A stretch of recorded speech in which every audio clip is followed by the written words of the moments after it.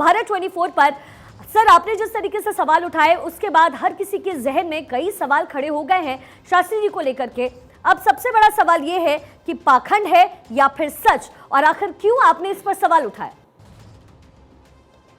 राम कथा का आयोजन नागपुर में 5 से 13 जनवरी तक था, तो राम कथा को तो हमारा कोई विरोध होने का कारण नहीं है। हमारे कॉन्स्टिट्यूशन ने यह अधिकार दिया है धर्म का आचरण करना, उसका प्रचार प्रसार करना, और मैं खुद अपने जीवन में राम कथाएं लोगों को सुनाता था। लेकिन जब पता चला कि दिव्य दरबार के आयोजन में कुछ अलग अलग तरह के चमत्कार करते हैं और उसमें महाराष्ट्र का अंधश्रद्धा निर्मूलन समिति नहीं, जिसको हम जादू टोना विरोधी कानून कहते हैं, उस कानून का उल्लंघन करते हैं, तो इसलिए महाराष्ट्र की शासन की जो समिति है जादू टोना विरोधी कायदा प्रचार प्रसार अंमलबजावनी समिति, उसके माध्यम से मैंने ये कंप्लेंट पुलिस में दायर की।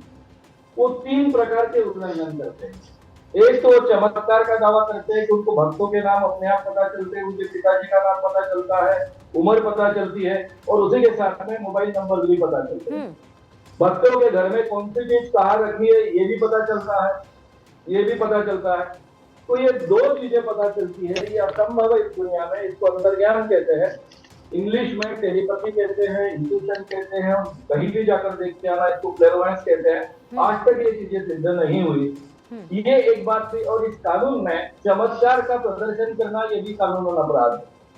साथ में वो दावा करते हैं, उन्होंने कई अपने दिव्य दरबार के जो उनके वीडियोज है उसमें उन्होंने कहा है किसी व्यक्ति ने भूत लगा दिया, किसी व्यक्ति ने टोटका किया, जादू टोना किया, अमुक अमुक व्यक्ति ने टोटका करवाया। ये भी कानून अपराध है जादू टोना विरोधी कानून के तहत, जो कॉग्निजिबल है, नॉन वेलेबल है। कम से कम इसकी शिक्षा का जो प्रावधान है पनिशमेंट का 6 माह से लेकर 7 साल तक का है। और इसलिए इतना ही नहीं, तो इसमें ये भी कहा गया कि आपको टोटका किया गया, इसलिए आपको ये शारीरिक बीमारियां हुई है, ये भी कानून अपराध है। यानी हमारे कानून के शेड्यूल 2, 6 और 8 के अनुसार वो बार बार इसका अपराध कर रहे हैं। इसलिए उनके विरोध में एक कंप्लेंट दायर की गई। राम कथा का इससे कोई संबंध नहीं, इसका डायरेक्ट संबंध केवल ठीक है, राम कथा से इसका कोई संबंध नहीं है। लेकिन श्याम जी, धीरेन्द्र शास्त्री तो आपको भी चैलेंज कर रहे हैं, वो कह रहे हैं कि आपको चमत्कार देखना है, वो आपको बार बार बुला रहे हैं, तो वहीं पर दूध का दूध पानी का पानी हो जाएगा, इस पे लंबी बहस की जरूरत ही नहीं पड़ेगी। मैडम जी, मेरे 40 साल इस क्षेत्र में गए हैं। आज तक हमने हजारों बाबाओं, मांत्रिकों का और इस ढंग के लोगों का भांडाफोड़ किया है। इसमें जो टेक्निक्स होते हैं उसके सारे मार्ग बंद करने होते हैं, और ये भक्तों के सामने हो नहीं सकता। मैं आपसे सीधा सवाल पूछता हूँ, आप भी पत्रकार हैं, 15 साल पत्रकारिता कर चुका हूँ। इतनी बड़ी लोगों के सामने जो भक्तों की भीड़ है, भक्तों के लिए बाबा बाबा नहीं होते, भगवान गुरु होते हैं, उनके आगे आप गलत कर रहे हो, ये बात झूठी है, ये कहने की कोई हिम्मत कर सकता है? नहीं, लेकिन श्याम जी, प्रत्यक्ष को प्रमाण किया, ये तो प्रूव करना पड़ेगा ना। आप बिल्कुल ठीक कह रहे हैं, जो भक्त होते हैं वो भगवान का दर्जा देते हैं। नहीं, आप थोड़ा एक मिनट मुझे दीजिए। इसीलिए ये फ्रॉड एंड प्रूफ कंडीशंस के अंदर किसी भी माध्यम से उन तक जानकारी ना पहुंचे, ये देखकर नागपुर के सभी पत्रकारों के आगे पंचमंडल होगा, जो तटस्थ होगा, उनके आयोजकों की ओर से और हमारी ओर से जो मान्य होंगे वही पंच होंगे, उसके रिटायर्ड जजेस भी हो सकते हैं, और उनके सामने फ्रॉड एंड प्रूफ कंडीशंस के अंदर इसका आयोजन होगा। ऐन मत पर हम 10 आदमी उनको देंगे, उनके नाम, उनकी उम्र, उनके पिताजी का नाम, मोबाइल नंबर बताए, पास के रूम में 10 चीजें रखी है वो बताए, तब जाकर 90% 2 बार अगर ये करेक्ट बताते हैं तो दूध का दूध पानी का पानी होगा, दिव्य शक्ति सिद्ध होगी। हम उनके चरणों पर माथा टेकेंगे, उन पर आरोप किए ठगी के इसलिए माफी मांगेंगे, और 20 लाख रुपए वो चाहे तो हमारे संगठन की प्राइस। तो श्याम जी, ये कब होगा? क्योंकि आप जानते हैं कि आस्था पे जब भी सवाल उठता है लोग परेशान होते हैं, फिर इसका सियासी रंग भी ये ले लेता है, और वही हो भी रहा है इस वक्त भारत में। तो ये जो आप कह रहे हैं कि वहां पर आप पंचों को बिठाएंगे, लोगों को बिठाएंगे, सवाल पूछेंगे, देश की हर एक जनता यही जानना चाहती है कि कब होगा। सवाल नहीं पूछे जाएंगे, इसकी एक प्रोसेस होती है, जो प्रोसेस ऑलरेडी 9 जनवरी को प्रेस कॉन्फ्रेंस में बाकायदा दी गई।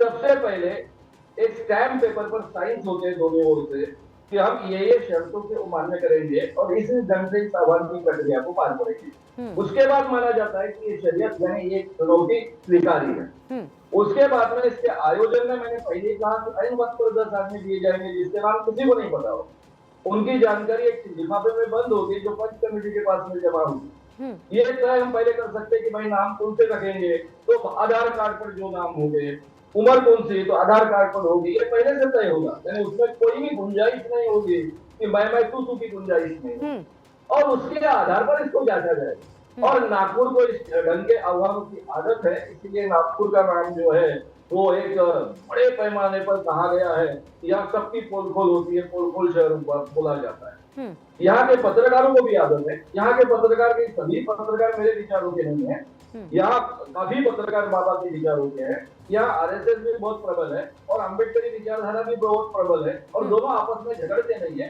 विचारों के आदान प्रदान करते हैं, और सही मायने में इतना सुरक्षित वातावरण और कहीं नहीं होगा बाबा के लिए भी, क्योंकि यहाँ के जो पालक मंत्री है, गृह मंत्री है, उप मुख्यमंत्री है देवेंद्र जी फडणवीस, वे खुद उनके राम कथा में गए थे, और मेरा भी उन पर विश्वास है कि वो एक तटस्थ आदमी है, कानून में कोई गड़बड़ी नहीं करेंगे, और इसलिए दोनों के लिए ऐसी जगह नागपुर है यहाँ उनको पूरी सुरक्षितता मिलेगी, हमारे ओर से कोई गड़बड़ी नहीं होगी, उनके ओर से कोई गड़बड़ी नहीं होगी, और दूध का दूध पानी का पानी। लेकिन श्याम जी, आपके लिए तो गड़बड़ी खड़ी हो गई है, आपके लिए मुश्किलें बढ़ती नजर आ रही हैं, क्योंकि लीगैलिटीज में वो जा रहे हैं, डिफेमेशन का केस आप पर कर रहे हैं, तो लीगल ट्रबल में तो आप फंस गए। और फिर बार बार धीरेन्द्र शास्त्री यही कह रहे हैं श्याम जी कि चूंकि वो धर्मांतरण के खिलाफ बोलते हैं, लव जिहाद के खिलाफ बोलते हैं, इसलिए आप उन पर ये आरोप लगा रहे हैं। मेरे 40 साल के इस सफर में अखिल भारतीय अंधश्रद्धा निर्मूलन समिति के काम में या उसके पहले मैंने कभी धर्मांतरण के खिलाफ कुछ बोला हो, धर्म के खिलाफ कुछ बोला हो, भगवान के खिलाफ कुछ बोला हो, ऐसी एक भी बात आप तक आज तक नहीं मिली। पहली बात तो ये समझ लीजिए, रहा डिफेमेशन, तो डिफेमेशन के तो मैं पत्रकार रहा हूँ, हमेशा इन चीजों को लिखता रहा हूँ, मेरे लिए हमेशा की बात है, और डिफेमेशन केवल महाराज दायर कर सकते हैं। मैं हमेशा धीरेन्द्र महाराज का नाम लेकर बोलता हूँ, इसलिए दूसरा कोई भी डिफेमेशन दायर नहीं कर सकता है, ये हमारे देश का कानून है, और वो दायर करेंगे तो मैं उसका स्वागत करूंगा, क्योंकि उनकी ये सभी की सभी चालाकियां, उनके जो तरीके हैं लोगों में अंधविश्वास फैलाने के, उसने जादू टोना कर दिया, उसने करनी कर दी, उसने कोटा किया, ये कहना, ये सभी चीजें फिर उसमें आएगी। और हमारे कानून में केवल महाराष्ट्र का कानून नहीं है, drugs and magic remedies act 1954 ये केंद्र का कानून है जो सब जगह लागू होता है, उसके अनुसार भी एक गुनाह, तो गुनाह करने वाला आदमी अगर कोर्ट में आएगा तो इससे अच्छी बात और क्या होगी। लेकिन श्याम जी, जिन पर आप आरोप लगा रहे हैं, आप गुनाह करने की बात आप कह रहे हैं, अंधविश्वास के खिलाफ एक वक्त ऐसा था, अपने युवावस्था में कहा यह जा रहा है, कई वेबसाइटों पे भी ये खबर छपी है कि उन्होंने अंधविश्वास के खिलाफ आवाज उठाई और एक्ट बनाने तक की मांग की थी। तो वो शख्स जो एक्ट बनाने की मांग कर रहा है वो खुद अंधविश्वास फैला रहा है। ये मैं नहीं कह रही, ये वो तमाम लोग पूछ रहे हैं जो अनुयायी हैं, जो भक्त हैं धीरेन्द्र शास्त्री के।